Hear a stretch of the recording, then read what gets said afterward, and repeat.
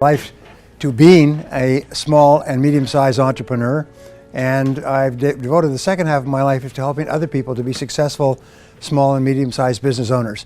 And Carl Schramm of the Marion and Ewing Kauffman Foundation, the preeminent foundation on entrepreneurship, wrote an article in the Wall Street Journal 2 days ago. And what he said was that there have been very few empirical studies into what actually makes a successful business. That most of what is taught in the entrepreneurship faculties of the universities is nonsense. In fact, he said that there's something like 1,687 professors of entrepreneurship, and their primary focus is drinking their own bathwater and telling that entrepreneurs have to have a business plan. And if you have a business plan, you'll be successful. And they spent 2 years in their faculties teaching people how to set business plans, and 49 out of 50 businesses are started without a business plan, including some of the most successful businesses in the world today. So we are now just starting to learn what we really need to do to build successful businesses. And what Joe is doing here is absolutely marvelous, because it can save you years of hard work and hundreds, even thousands of hours of hard work to understand how to do it much, much faster, to shortcut. We say there's always a learning curve in anything, and what we want to do is we want to jump the learning curve. We don't want to spend years and years learning what we need to learn to reach a certain level of income. And so I've majored now in the last few years on doing seminars and talking and books and articles and programs for owners and would-be owners of small and medium-sized businesses. Now I've got 45 minutes, so I'm going to have to condense what sometimes I share in seminars for days. But I understand you're some of the smartest people in the world, so that you can take a lot of information in a short period of time. Is that true? Yeah. Did anybody not understand the question? So I'm going to try to bottom line several of the concepts. One of the first concepts which I thought was interesting was a little story that was in the papers recently. Warren Buffett, who is one of the richest men in the world, and Bill Gates, who is the richest man in the world, and Bill Gates Sr. were at a dinner party, and the three of them are good friends, and they were talking. And a gentleman came up to them and said, you know, I was looking at you, and you gentlemen are very successful. What would you say is the most important quality of success? And all three, according to a bystander, all three broke off their conversation and turned and simultaneously said, focus. Focus is the most important requirement for success in our fast-moving world today. If you can focus, you can succeed, and if you cannot, you cannot. It's almost a black and white thing. Well, I thought that was interesting, because the way Joe and I met is I put together a program some years ago called the Focal Point Program, which basically brought in business owners like yourselves and taught them to focus. And we spent 3 years going through every single aspect of life. We had 82 exercises that dealt with family and business and marketing and product and service and competition and positioning, and it was focus, focus, focus. And my offer, which is not as good as Joe's, but my offer was that you will double your income and double your time off within 12 months, or there'll be no charge for this program. And I never had to give a refund. In fact, many people doubled and tripled their income within 30 days, just by learning to focus and just by thinking in terms of focus. So it's really, really important. I read an article about myself. It was a very successful entrepreneur in New Zealand, and the article was sent to me last week. I'm reading this article, and he said the turning point in his life was when he went to a Brian Tracy seminar and learned how to focus. He was broke, he was unemployed, he had no money, and he walked out of the seminar a completely different person, and he had written goals. He then looked around, and as it happens, he saw an article on coffee shops and Starbucks success in the United States. And it said coffee shops are a good business to be in, because more and more people like the idea of a specialty coffee shop, and if it has a Wi-Fi, then they go there, it becomes a social center and so on. He knew nothing about coffee, and before the dust had settled, he owned 80 coffee shops in Australia and New Zealand. And then he says he got into a divorce and had to sell it for $50 million to share the proceeds with his wife. But he did not sell off the worldwide rights to it, so he's rebuilding. Anyway, his point was at the end of the article, they said, well, what would you say to aspiring entrepreneurs who want to be successful? And he said just two things. He said, focus and fail fast. Focus and fail fast. Learn quickly, try something new. And I thought I would just pass that on because it's sort of what I have discovered over the years, is the faster you fail and learn, the faster you succeed. You actually learn to succeed by failing. You know, Thomas J. Watson's famous line, if you want to increase your rate of success, you must double your rate of failure, because success lies on the far side of failure. Well, over the years, I've done a good deal of reading, and I came across a concept that I want to share with you, and we were talking about this a little bit earlier. And the question is, what is the most valuable and highest paid work that you do? It's a really interesting question, because when I heard the question, I didn't know what the answer was. What do you think the highest paid and most valuable work is that you do? And the answer is thinking. Thinking is the most valuable work. Now, I am the best-selling author in the world in time management, also on goals, also on some other subjects. But I began studying time management about 30 years ago, and I came across a word in my studies, and the word was consequences. And what it basically said is that something is important if it has big potential consequences, and something is unimportant if it has low or no potential consequences. Number one reason for success is people focus on things that have high potential consequences. Number one reason for failure is people focus on things that have low or no potential consequences. Exactly what Joe was saying earlier, the famous Drucker quote, very worst use of time is to work intently on something that need not be done at all. And one of the things that is holding back entrepreneurs, business owners, it's killing them, by the way, and it's wiping out an entire generation, is this obsession with technology. I see people that are walking with their phone. It's almost like drug addicts that are mainlined. They cannot stop staring at their screen. They cannot stop pushing their buttons. I hate to say that there were people in this room that had that problem, but the fact is that this obsession with looking at the screen and staying connected is killing people, because it stops them from focusing. You cannot focus if you are distracted like an attention deficit disorder dog. So you're constantly ringing and responding to bells, almost like a crazy person in a toy factory. And so just as a quick aside, if thinking is the most important thing you do, because of the consequences of thinking determine the entire quality of your life, then the quality of your thinking determines the quality of your life. And so the more time that you spend thinking, and thinking well and thinking clearly, the more successful you are. Over the years, I've worked with some very powerful people, billionaires and multi-billionaires, people who are on the Forbes 400 list repeatedly, over and over. And I've had a chance to be with them during crises, and at times where something was happening that was serious. It was a major problem. And I noticed that they all had one quality in common, is they all went calm. It's just, they went calm. People around them were angry and upset and worried about what happened and who did it and so on, and they would just go calm, almost like a pond would go calm. And they knew, and I learned later, I didn't know why this was, I admired it, but I didn't know why it was, is that when your mind is calm, your entire cerebellum, the thinking and deciding brain, functions at its highest level, like turning up all the lights on a dimmer switch. It's functioning like a Christmas tree. But when you get upset and angry, what happens is your thinking reverts to your limbic or emotional system, and your ability to think clearly diminishes dramatically, and you make a lot of mistakes. That's why when you are facing a difficult situation, you have to use every skill, trick, game, whatever it is, stay calm. And that's why they teach you to meditate. And they find that meditators in business are far more successful because they can automatically trigger their mind into the calm of meditation when they're facing a crisis. It enables them to think with greater clarity. Now, a couple of years ago, a man named Daniel Kahneman, a very fine man from reading him, who had won a Nobel Prize in psychology and neuroscience, wrote a book called Thinking Fast and Slow. And this book, it was a very esoteric book, and I don't recommend that you read it. It's 500 pages of hard slogging. I will give you the essence, I do the reading, pass it on. I will give you the essence of the book. He said that there are two types of thinking. There's fast thinking and slow thinking.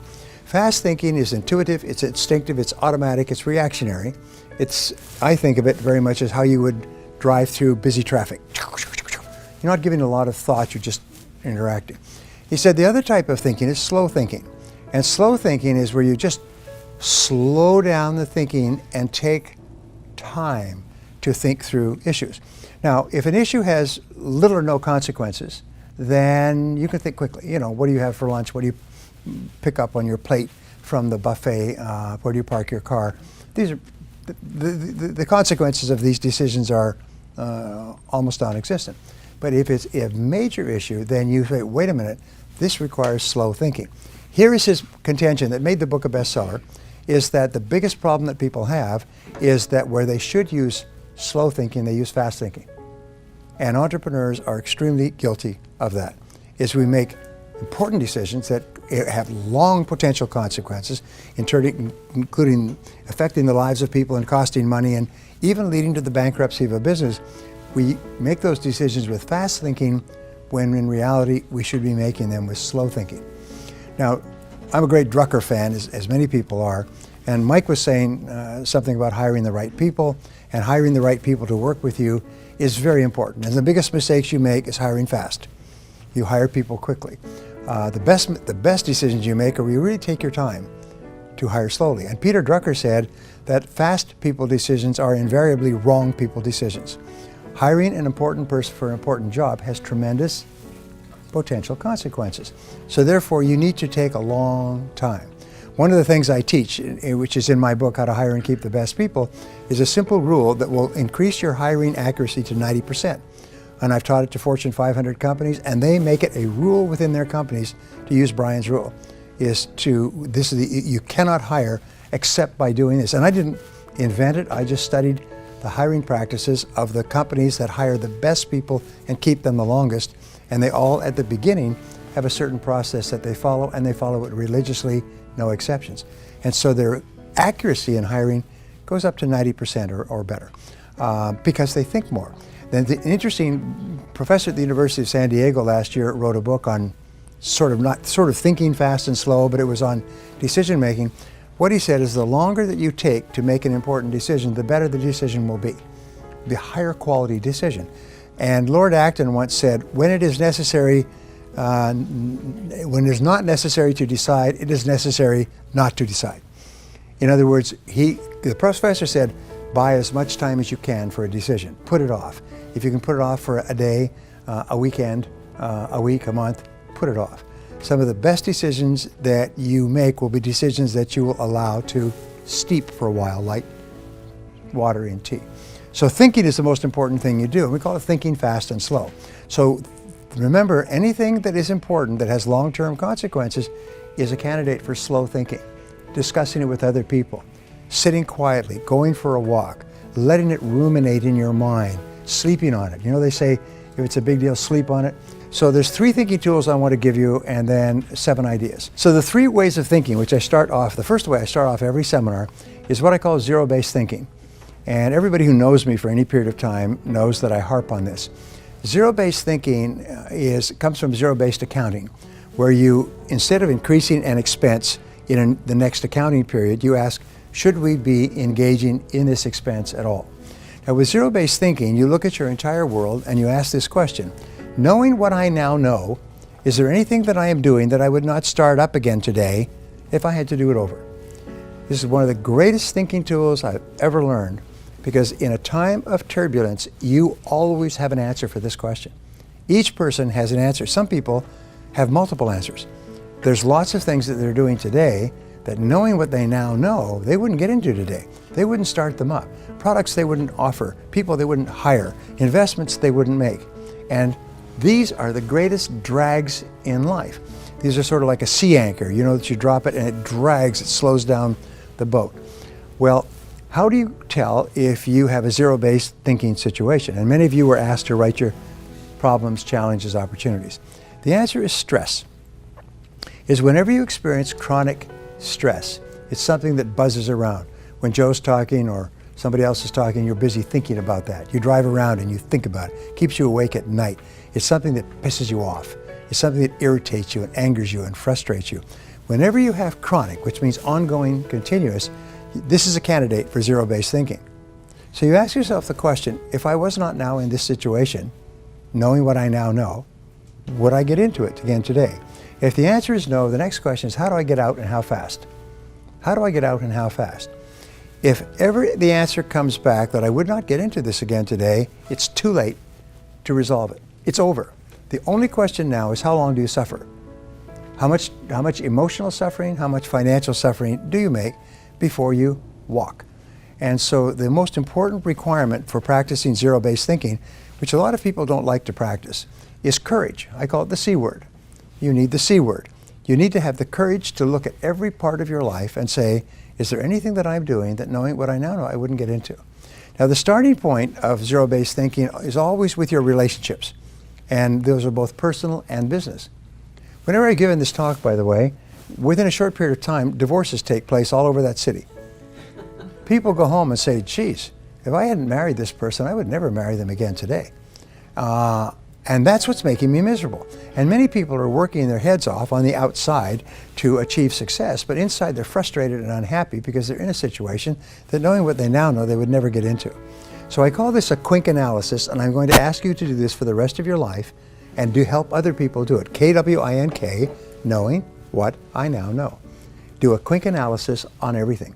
Do a quink analysis. In my company, what we say is, we look at every single person and on a regular basis, and we say, if we had not hired this person and they walked in today to apply for their current job, knowing what we now know, would we hire them? If the answer is no, they're gone that day. There's a little rule, by the way, that in one of my books, it says the best time to fire a person is the first time it crosses your mind. And because after that, it's only pain and suffering. And if the longer you keep them in place, the more likely they are to sue you. And the longer they sue you, the more it's going to cost. So therefore, if you find that you've made a mistake, belly up to the bar, have the courage to admit, I made a mistake, and cut your losses. There was a great book by an author called the Zurich Axioms some years ago, and it was Principles of Success. And anybody who's in finance has probably read the book, because a very successful New York financier. And he was talking about the gnomes of Zurich, whoever they are, and the rules that they go by. And he said the number one rule for success in business, personal life, is cut your losses.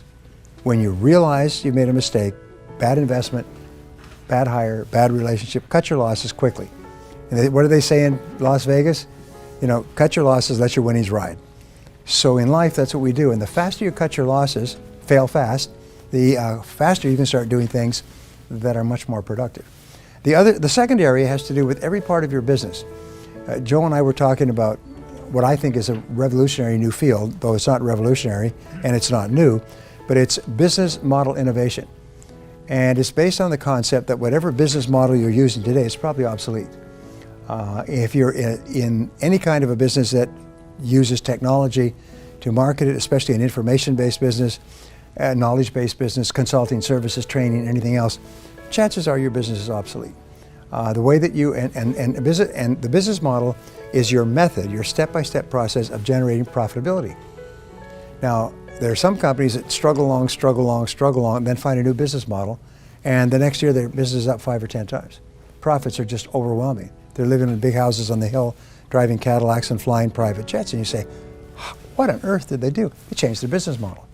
And if you don't change your business model, if it's the wrong business model, two things are going to happen. Your competitors are going to come up with a new business model and eat your lunch, and or you're going to go broke. So it doesn't mean that your business model is wrong.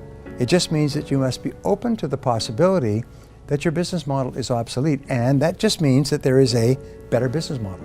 There's a superior business model, and your job is to find it.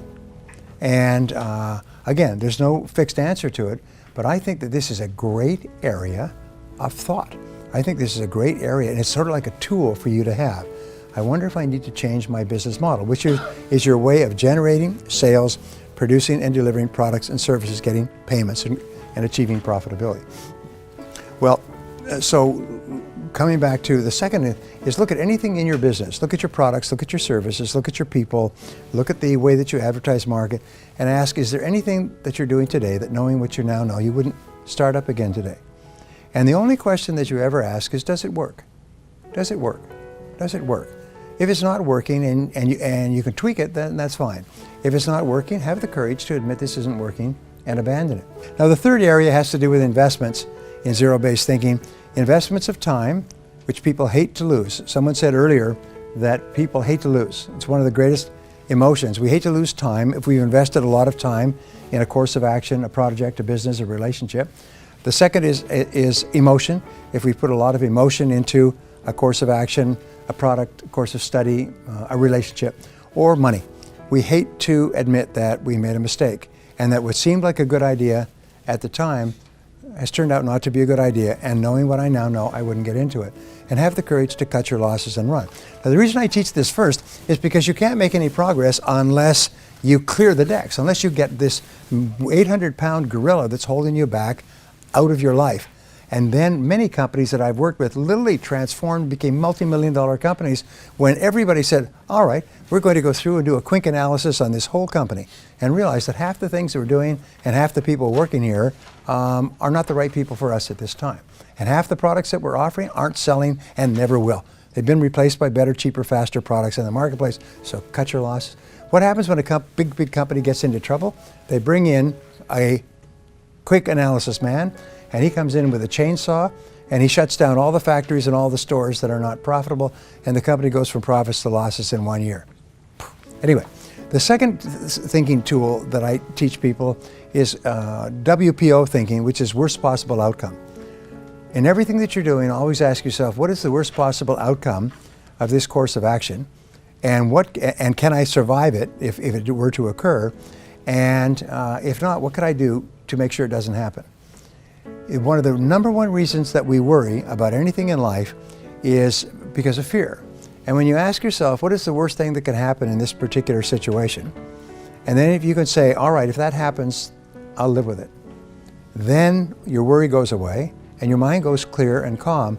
And now you say, now what can I do to make sure that the worst does not happen? And then you become proactive and you take charge of your life. The third thinking tool, I hope I'm not going too fast for it. The third thinking tool is called the principle of constraints. And it's one of the most important thinking tools ever discovered. It says between you and anything that you want to accomplish, there's always a constraint, a limiting factor, or a choke point that sets the speed at which you accomplish your goal. So, and I was just doing a teleconference a few minutes ago. So the question I said is, let's always set the goal of doubling our income. You want to double your income. Okay, want to double your income. Then why isn't your income already twice as high? Now in business, we don't think of doubling our income, we think of doubling our profitability. What we're concerned with is net cash flow. We're concerned with the amount that we take home to our family at the end of the day. Not the gross, but the triple net. So we say, if I want to earn twice as much, and everybody in here can and will earn 2, 3, 4, 5 times as much sometime in the future. If I want to earn twice as much, why aren't I already earning twice as much? And the number one reason for most people is distraction. So they're so distracted, they're doing things of low or no consequences. But we found the 80-20 rule applies to constraints. 80% of the constraints that are holding you back from achieving your financial goals are within yourself and within your business. They are not on the outside, they are not the competition, they are not the market, they are not the people in Washington or the taxes or regulation. 80% are within yourself. So the mark of the superior person is whenever they have a problem, they say, what is it in me that's causing this problem? Mike and I know this very, very clearly. What is it in me that's causing this problem? In illness, by the way, 85% of illness is psychosomatic. As Dennis Waitley said, it's not what you're eating, it's what's eating you that's causing the problem. And so the starting point, and the first thing a doctor will tell you, or a psychologist, is what is it that you're not dealing with? And you can go back to zero-based thinking. What is it that you have in your life that if you had to do over, you wouldn't do it? So ask yourself what's holding you back, and usually it's the quality of self-discipline or it's a skill. Now, one of the things that changed my life forever was when I learned that all business skills are learnable. You don't have to be a genius to learn any business skill. You can learn any form of technology, as Mike has proven that with his products. You can take a person who's basically shoveling shoe polish in Sheboken and teach them how to be technologically superior enough to earn a living from it. Every business skill is learnable. And so I say, what one skill, if you are absolutely excellent at it in your business, would help you the most to double your income? What one business skill? If you could wave a magic wand and wake up tomorrow morning superb in this area, what skill would it be? And you know, when you ask that question, everybody knows the answer. They know what it is. But here's the challenge. you don't like the skill because it involves rejection, embarrassment, ego, potential failure, loss. You've tried it in the past, you haven't been good at it. But nobody asks you what would be an easy skill to learn. They just ask you what skill would help you the most to double your income. 7 greats in business. And actually my 3-day seminar has the 10 greats. But the seven greats in business I will give you briefly. First of all, successful companies have great leadership. And leadership is the ability to get results. But it's also the ability to allocate resources, which means it's the ability to make decisions and to make hard decisions. Because if it were easy decisions, everybody would be a leader and everybody would be rich. So making decisions using thinking, slow thinking, using long-term thinking, is the critical job of the leader. Drucker says, the first job of the leader is to ask what results are expected of me. And then I add to that, of all the results that are expected of you as a leader, what is the most important result that you need to get to achieve the sales and profitability for which you are responsible? One of the rules what we learn in business, we never complain about anybody or anything in our business, because we're the boss. We're the ones who decided this. We don't complain about your staff because you hire the person. If you don't like the person, get rid of them. Don't complain about them, you just sound like an idiot. You know, it's like picking up food from the buffet down there and saying, I don't like this food. Well, I never have liked this food. I've always hated this food. Well, why did you pick it up? Well, I don't know. You know, the fact is you never complain about something in your business if you're in charge of it. If you don't like it, change it. If you don't want to change it, shut up. Now, which allows me to jump actually forward, is one of the marks of superior entrepreneurs is that they're intensely solution-oriented. Is whenever something goes wrong, they immediately go calm and they say, all right, what's the solution? What's our next action? What mediocre people do is they say, who did it and who's to blame? How did this happen? They go on a witch hunt. And of course that makes them become angry and frustrated. But superior executives, when something goes wrong, problem with a customer, problem with money, problem with bills, problem with product delivery or defects, they say, okay, all right, how do we solve this? What's the solution? Now here's a wonderful thing, is your success in life will be determined by your ability to solve problems. My friend Colin Powell said, leadership is the ability to solve problems. Success is the ability to solve problems. And how do you become really excellent at problem solving? I just finished a book, by the way, called Creativity and Problem Solving that Amicom is publishing in New York at the end of this year. It's because I did years of research on the subject.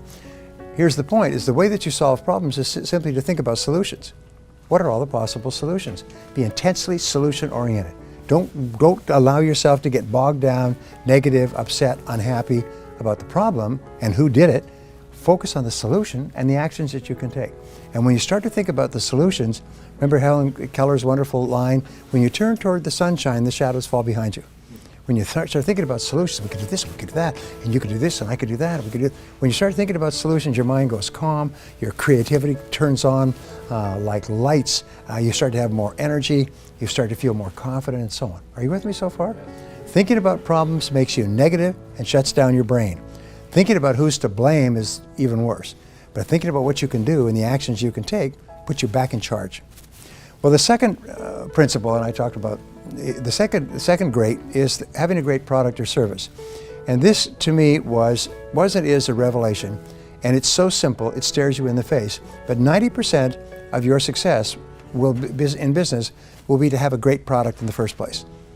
And this is something that many people miss. They think if I have a good product and I pay thousands of dollars and go to really clever seminars, they'll teach me some marketing gimmicks and tricks so I can con people into buying it. And they spend enormous amounts of time and money trying to advertise or market what is a mediocre product. And I had a good friend, Mitch, and Mitch owned 3 first-class restaurants.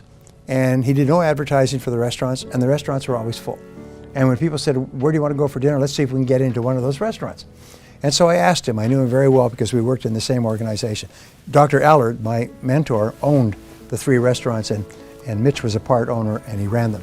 And he could just start an excellent restaurant. I said, what is your secret to promotion? How come these restaurants are always full? And he said, we always put it on the plate.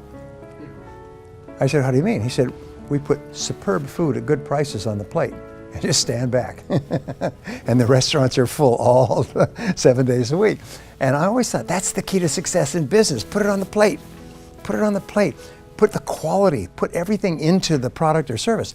Now, the Inc. magazine does a story on the Inc. 500, the 500 fastest growing companies in America, taken over a 3-year period, and every year they update it.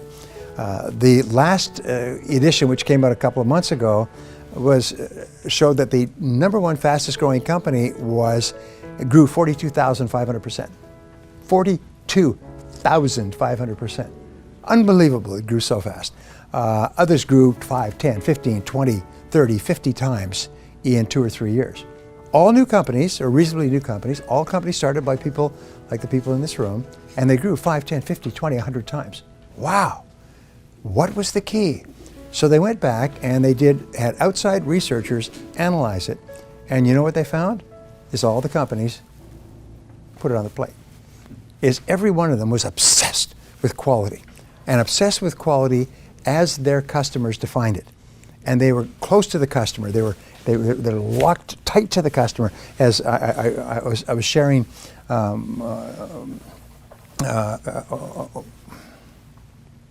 his idea about what was it called? What was your WTC? What did you say about customers? Well, Joel, yeah, think like a customer. Sharing that on my conference today. Think like a customer. The very best companies think like a customer. What do customers want? What do customers need? And you know, the key to success is make your customers happy, and then make them happier than your competitors. And then every single day, wake up and think, how can I make my customers happier? And they went and they interviewed the CEOs of the 500 fastest growing companies, and every one of them was obsessed with customers. They thought about customers. They talked about customers. They visited customers. They called customers. They went and saw customers. They personally responded to customer complaints. They were just obsessed with it, which again repeats that 90% of your success will be the quality of your product or service. Now, how can you tell if you have a great product or service?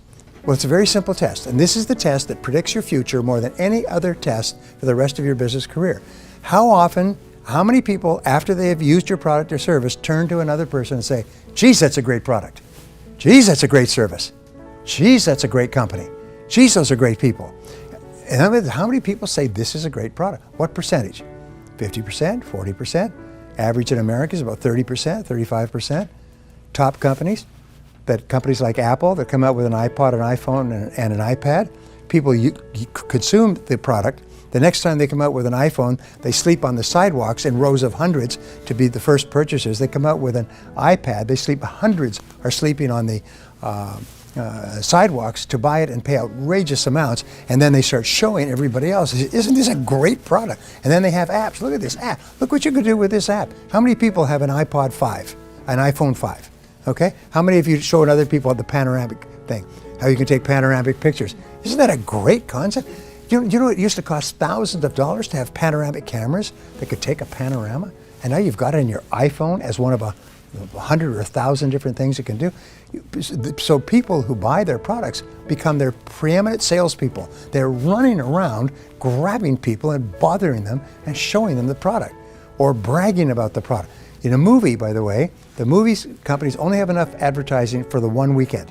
They could take big ads for one weekend to get people into the theater quickly. After that, the movie will either grow or die by word of mouth.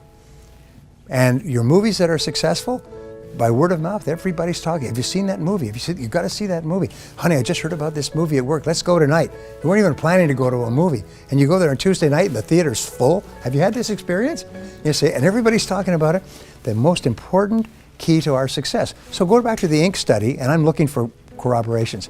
In the Inc. study, they had researchers say, what is the very best place for a company to invest if they want to increase their sales and profitability? And the answer came back after looking at everything else is invest in improving the quality of your product. Invest in improving the quality of your product.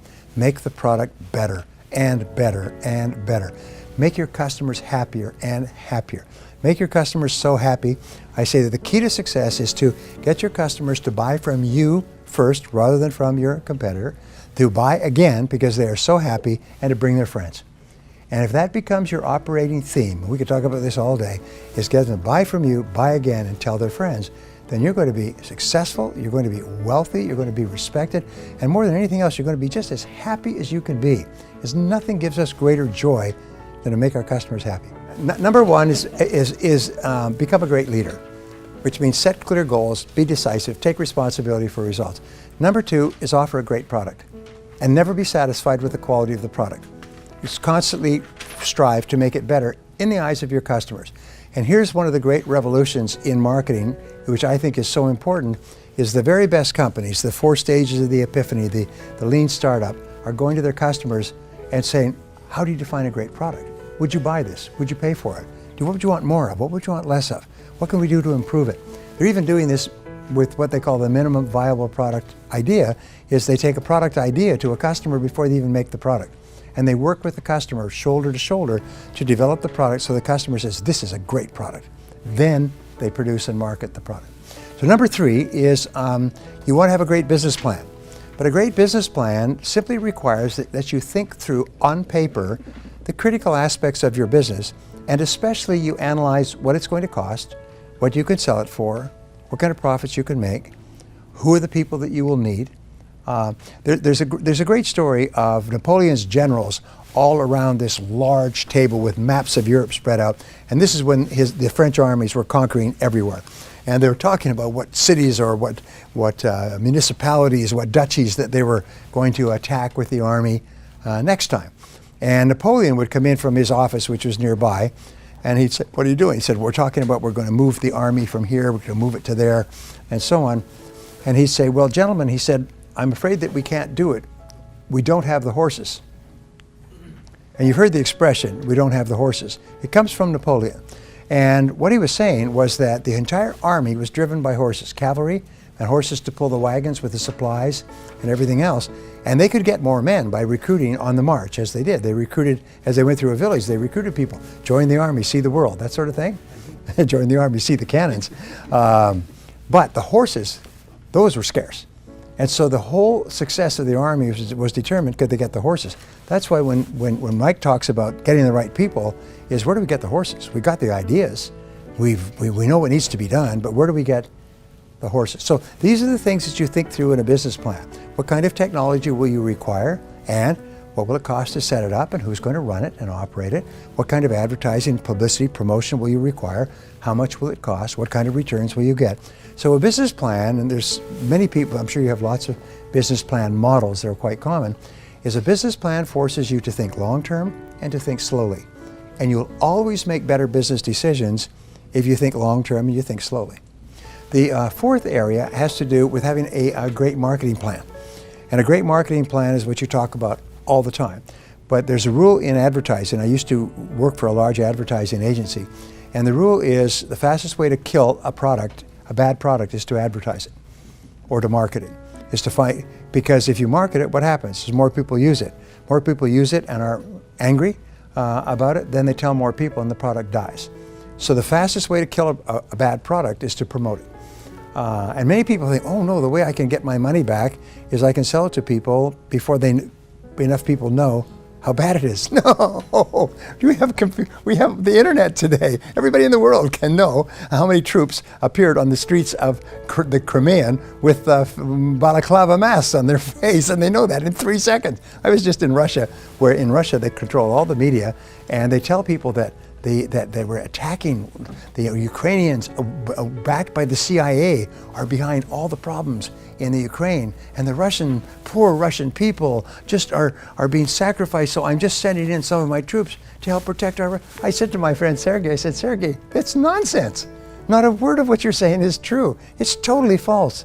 The only people in the world who believe what you're saying are people within Russia who have no access to news on the outside. Anyway, so I'm getting off track. My point is that marketing means how do you attract people to your product or service. There's a difference between marketing and sales. You know what it is? Imagine that I were to say to you at midday, this group, I say, is anybody here hungry? You raise your hand, all right? That's marketing. I'm interested in your product or service. I'm interested in the product or service generally. But anybody here like to save money, make money, lose weight, be happy, pick up girls, whatever it happens to be. Then the second part is, now I have a restaurant let me tell you why you should come to my restaurant to satisfy your hunger rather than to go to the competitors. So those are the two. It's the marketing is to attract people who raise their hand, who are interested in the benefit that your product or service offers, and selling, the conversion, is to get them to buy from you rather than from your competitors. So they are very different functions. You can't sell if you can't attract interested prospects. So marketing is a very complex process, and you guys talk about it all the time. So you need a great marketing plan. How can you tell if you have a great marketing plan? Answer is you have a steady stream of interested prospects who are calling you, emailing you, coming in your door, sleeping on the street in front of your business each night to get to be the first ones to come in the daytime. Number 5 is you need a great sales plan. And a great sales plan, of course, is a sale that consistently and predictably converts customers or converts interested people into customers. Now here's the rule. If you have a professional sales process, and 100% of all successful companies have a professional sales process. If you speak to the salesperson, I'm working with an international company that has a branch in Warsaw, and if you speak to the salesperson in Warsaw or the salesperson in Los Angeles or the salesperson in Johannesburg, 100% of them use exactly the same sales process. The first contact will be a telephone contact to offer you a benefit and to try to set up an appointment, and the words will be word for word. The reason this company did this is it almost went broke because everybody was selling their own damn way. They would say whatever fell out of their mouths whenever they ran across a prospect. And they realized that without a sales process, we have a great product, which they do, it's killing them. So they systematized the sales process. Their sales went up 1,000%. It's been proven that if you go from random selling to a proven sales process, and of course you have to debug it, you increase your sales 500% with the same number of prospects. I've seen people get their closing rates from 1 out of 10 to 9 out of 10 by simply improving the sales process. And so selling is really important. That's one of the things we focus on. Now, there's 2 more points that I want to talk about in terms of grades. One is generate great numbers. And this is one of the most important parts of business. All business activities and results can be expressed in numerical form. Everything, right down to the number of telephone rings or number of seconds it takes for a person phoning to make connection with a person who can help them.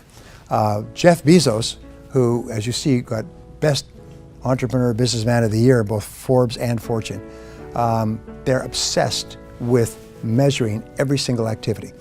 And they look at the seconds, the number of seconds that it takes. When we first bought from Amazon, they would advertise 5 to 7 days UPS. Today, they offer 1 to 2 days max. In cities like San Diego, where they have warehouses, you can order in the morning, it's delivered in the afternoon. Books, tapes, courses, clothes, it's Zappos overnight. They can deliver overnight. Because why? It's because they're obsessed with shortening the amount of time it takes to make customers happy. And the shorter the time, customers really value speed, and they'll pay top dollar for someone who'll make them happy faster. They've determined that. So look at the numbers. And the question is, what are the most important numbers in your business? What we teach in our longer courses is about 35 numbers in any business. Some of them are unimportant, some of them are extremely important.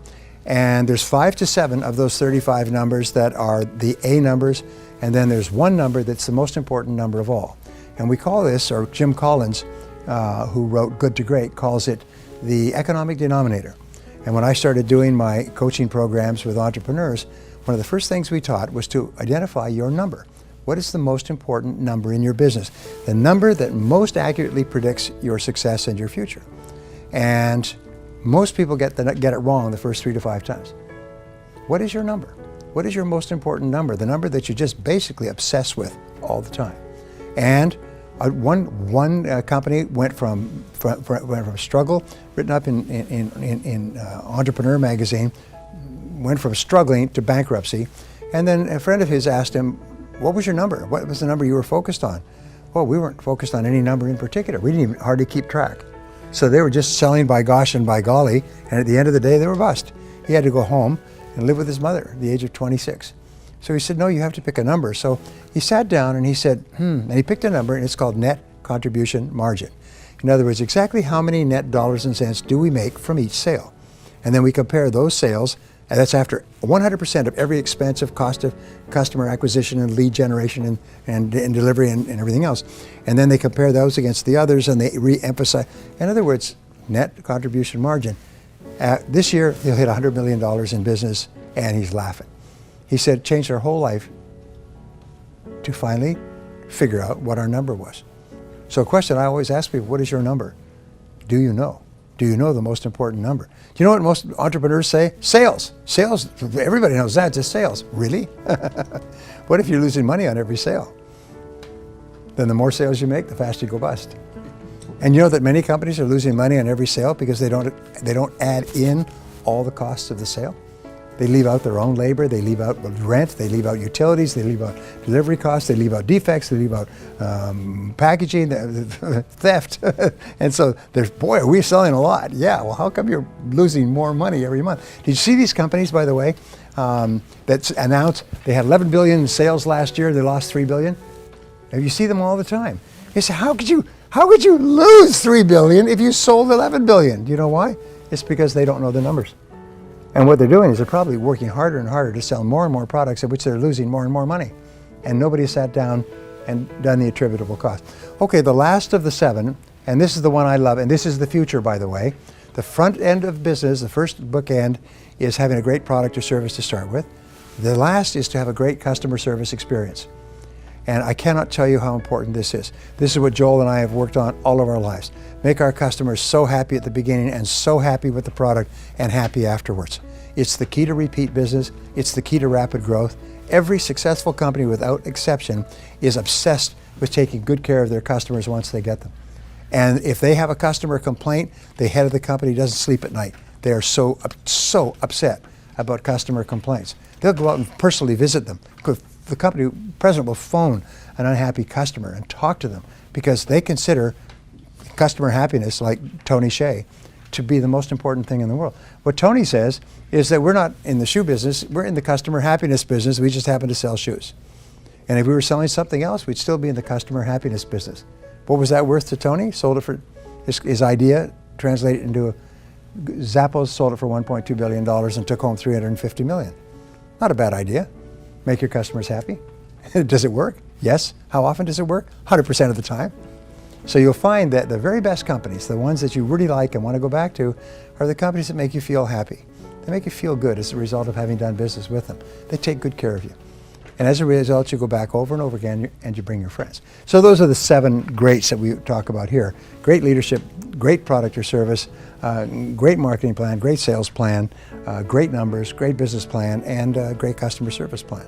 And if you have those, here's the interesting thing, is if you're missing one of them, it's like dialing a 7-digit number. If you miss one of them, your company will go broke. Miss any one of them, get them wrong, get the wrong answer, or miss it completely, then your company goes broke. So now we know scientifically, basically more and more of exactly what you have to do to build a high profit business.